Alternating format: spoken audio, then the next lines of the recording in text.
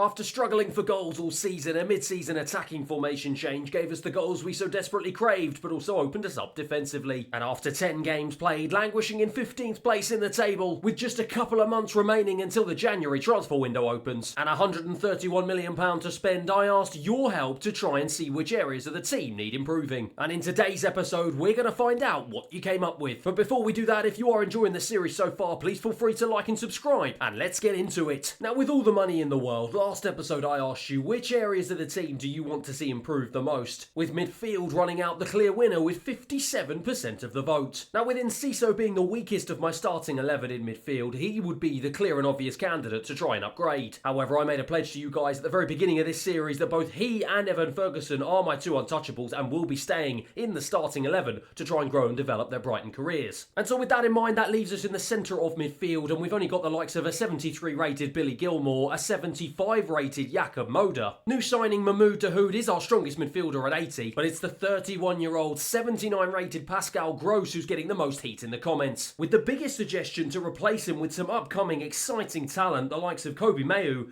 Joe Bellingham, and potentially Gabri Veiga. Now, whilst I think all three of these ideas would be cracking signings for the long term, with the likes of Mainu on 63, Joe Bellingham also only rated 63, a 72 rated Gabri Veiga looks like the most sensible out of the three options to target. And that is exactly what we're going to do. Instead of making the move to Saudi to Al Hilal in real life, he's decided to switch Saudi Arabia for the Premier League and join the Brighton Revolution for £4.6 million.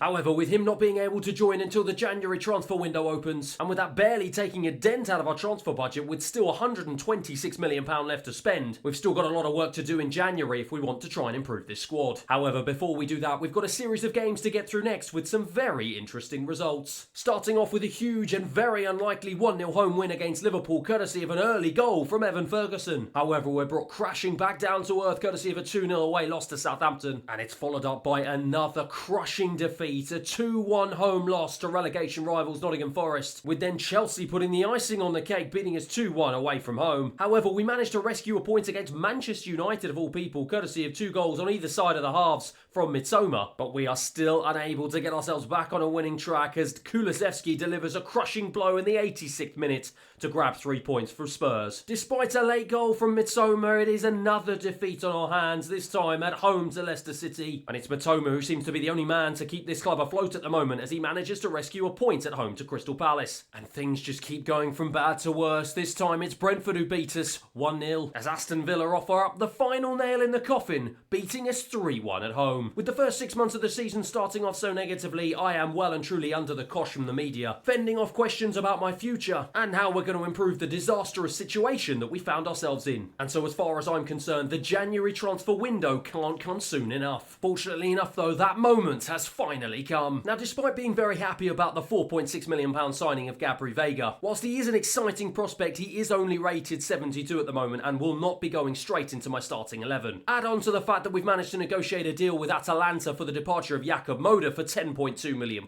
With the transfer budget now up to £135 million, it looks like your demands of another new midfielder are going to come to fruition this window. And this time we are not messing around. A man who's got 119 appearances and 23 goals for Feyenoord. He's racked up 22 appearances internationally for Turkey, and at 82 rated he will come in and immediately improve the starting 11. For £41.3 million, we welcome our first signing of the January transfer window. It's Erkan Koku. Now, last episode I set some pretty lofty targets for my attacking sensations. For Julio Enciso, the main target was to get 10 assists in the Premier League this season, and as you can see, with 18 games played, 3 goals and 4 assists, he is well on his way to doing so. However, with a target of 15 goals in the Premier League for Evan Ferguson and only 3 to his name with 17 games played, he is well and truly struggling. And whilst I made my pledge not to replace Evan Ferguson up front, another cracking comment has come in, and that is to sign an older established striker at age 32 plus for 1 or 2 seasons until Ferguson is fully developed. The likes of Ben Yedder, Teremi, Callum Wilson or even Cavani could well do the job. And it's an interesting comment as it looks like the board are in agreement agreement with you that they want me to sign one veteran player this season. Now, with Newcastle coming into money and performing well in the Premier League and Callum Wilson featuring on several occasions in real life, I think it might be a little bit unrealistic that he decides to join Brighton. And the same could perhaps be said for the former PSG and Manchester United man Edinson Cavani. However, with Wissam Ben Yedder getting sick and tired of the defensive tactics under Jose Mourinho and desperate to ply his trade under an attacking, innovative manager like myself, as well as being very keen to finally test himself in the Premier League, we say hello to our second big money signing of the January transfer window, as he joins from Roma for £32.9 million. And with him being 32 years of age and only signing a 2-year contract with the club, I think he could be the perfect foil and mentor for Evan Ferguson and take some pressure off those young shoulders. However, speaking of the targets that I said Evan Ferguson and Julio Enciso last episode, I asked for some suggestions from you guys to decide what other targets you would like to set some of my players. And a very interesting one came in for the 20-year-old Bart Verbruggen, new signing from the Netherlands, for him to keep 10 clean sheets in the Premier League this season. However, with him only being able to achieve 2 so far in 20 games and having a combined 5.87 rating in the league, it looks like that is going to be a target that's going to be a massive stretch for the young Dutchman. However, with another comment suggesting to bring in Dean Henderson as a replacement for the young man, I think that could be a great consequence for him not being able to achieve 10 clean sheets this season. As we are on FIFA 23, Dean Henderson does still find himself on loan at Nottingham Forest. However, once he's finished that at the end of the season, and if Bart Verbruggen is not able to achieve his goals this year, I think Dean Henderson is going to be very high on my list of priorities heading into the summer transfer window. However, with a big chunk of money taken out of our transfer budget so far this window, and both of our new signings heading straight into the starting 11, I want to try and keep the game as realistic as possible by not bringing in any additional players, and try and see if those players can keep us out of this relegation scrap that we found ourselves in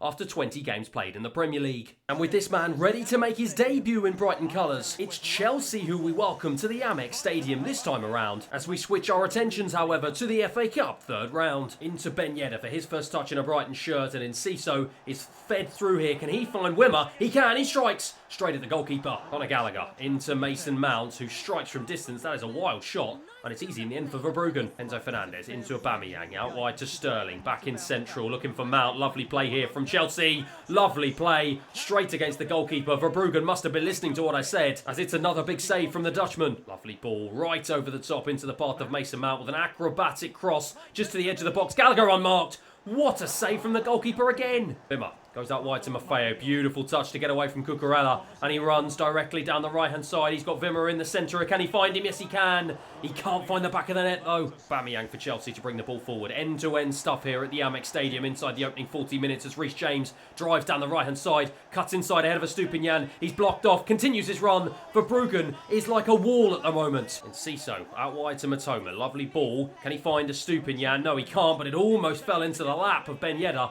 Just couldn't get there though as Cucurella clears it. Ben Yedder, lovely ball right over to the other new signing, Koku, who picks it up, drives down the right-hand side, feeds a ball back into Patrick Wimmer, who strikes. What a save! Pascal Gross on as a substitute, finds Koku. Lovely stuff here, finds Tarek Lamptey on as a substitute. He finds Patrick Wimmer, who finds the back of the net. It's absolutely beautiful. We carved Chelsea apart. He celebrates in front of the fans, and rightly so. They go absolutely wild. Beautiful 1-2 touch passing. Our new signings were involved, our substitutes were involved, but it's Patrick Wimmer who puts the icing on the cake. It's Brighton 1, Chelsea 0. And luckily enough for us, that turned out to be the very last attack of the game. Sterling can't believe it. Chelsea had ample opportunity to try and get the win, but that man on his debut was sensational in the heart of the midfield, had a huge part to play in the build-up to that goal. And somehow, someway at full time, we sail through to the next round. It's 1-0. And what a difference it makes having some more experience in the starting 11. Wissam Ben Yedder led the line with aplomb. Erkan Koku absolutely dominated Chelsea's midfield on his debut. But the plaudits must go to this young man. He must have been listening to his targets and the rumours swirling around about Dean Henderson replacing him,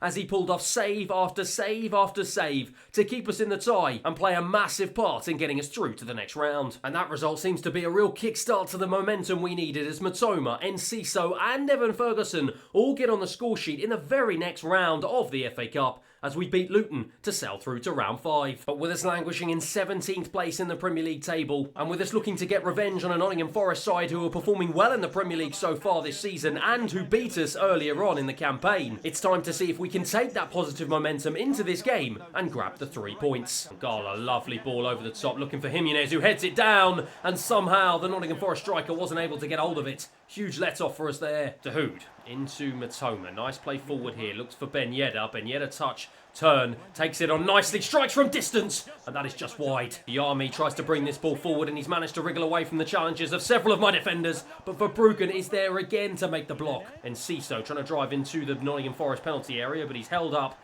and he finds the ball into a Stupinyan, who finds Koku, who strikes from distance straight at the goalkeeper. Stupinyan into Ben Yedder, who's come deep, finds Matoma. Matoma drives into the box, looking for an option again. Almost found a Stupinyan, well blocked off. The Army again for Nottingham Forest to bring it forward. That's a beautiful ball into Raul Jimenez. Straight at the goalkeeper, it's another big let-off. And Ciso now trying to find options up ahead of him. Finds Patrick Wimmer. Wimmer looking for more options. Finds Ben Yedder, who finds Matoma, who does not find the back of the net, inches away. Koku to take the corner, whips a good ball in, looking for the header. Matoma just up ahead of him, but Patrick Wimmer will chest it down, lays it back out, looking for a first-time ball. It's a terrible one. It's cleared away by Nottingham Forest. Stupinyan into Matoma. Lovely touch into Enciso, who takes it really nicely. Gives it back to Matoma, who strikes against the defender, Enciso, and that is high and wide. Ben Yedder out wide to the substitute Tariq Lamptey, looking for an option, but finds Koku. Koku switches it onto his left. Forces a big save out of Keylor Navas. Going to be another corner here that we're going to swing into the box. Looking for the header, Matoma. It's looped over. It's going to be another Brighton corner as we pile the pressure on. Koku again to try and swing this one in. Looking for the substitute Pascal Gross, and that one just goes wide. Ruler into Morgan Gibbs-White. Raul Jimenez fires a lovely ball over to the right-hand side to an unmarked Serge Aurier, who picks it up. Tries to go past Carbonic, manages to get a ball into the box. It's headed away though, and now Dahoud can bring it forward. Can we try and strike a counter-attack here? Ben Yedder out to Koku. He's going to try and look for a ball over the top, back into the path of Ben Yedder, who takes it down beautifully. Tries to drive into the box, doesn't have too many options. Manages to find Matoma, who manages to smash it against the Nottingham Forest defenders. The Army for Nottingham Forest. End-to-end stuff here in stoppage time. Tariq Lamptey wins it. Patrick Wimmer. Koku. The referee blows for full time. 0-0. A disappointing result in the end, as we did have a couple of opportunities that perhaps we could have done better with. But that man, Keylor Navas, was sensational between the sticks for Nottingham Forest. As at full time it finishes 0-0. It's a disappointment in the end after a goalless stalemate at the City ground. And with us just hovering above the relegation zone with a mammoth game against 18th place Crystal Palace to kick off the next episode, it is one that you definitely do not want to miss. Thanks everyone for watching today, and I'll see you again next time.